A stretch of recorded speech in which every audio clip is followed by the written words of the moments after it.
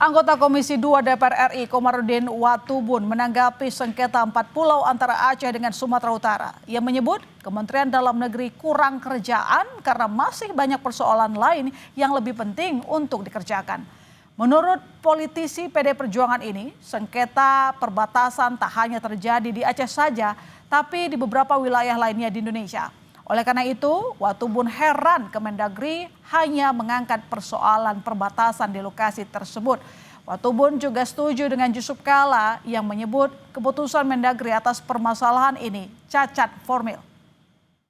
Saya pikir Mendagri kurang kerjaan, karena kan banyak pekerjaan penting yang harus diselesaikan kan. Yang disampaikan Pak Yusuf Kala memang ada benarnya ya Pak ya. Ya kan ada sejarahnya, ada datanya itu loh. Nah kalau urusan batas begini, itu bukan Aceh dan Sumatera Utara saja. Ini seluruh Indonesia, apalagi di wilayah timur yang daerah pemekaran baru, batas-batasnya sampai sekarang kan belum jelas. Tapi saya tidak tahu pertimbangan apa, Mendagri kok fokus. Dan itu menjadi tema besar sekarang yang berita utama. Kemendagri terbuka dengan evaluasi terkait penetapan 4 pulau sengketa yang berada di antara Provinsi Aceh dan Sumatera Utara. Mendagri Tito Karnavian pun mengaku tak keberatan apabila ada gugatan hukum yang dilayangkan ke PT UN. Tito mengatakan pemerintah tak punya kepentingan pribadi dalam menentukan batas wilayah ini. Menurut Tito, pemerintah hanya ingin menyelesaikan batas wilayah karena berkaitan dengan transfer anggaran hingga pembangunan wilayah.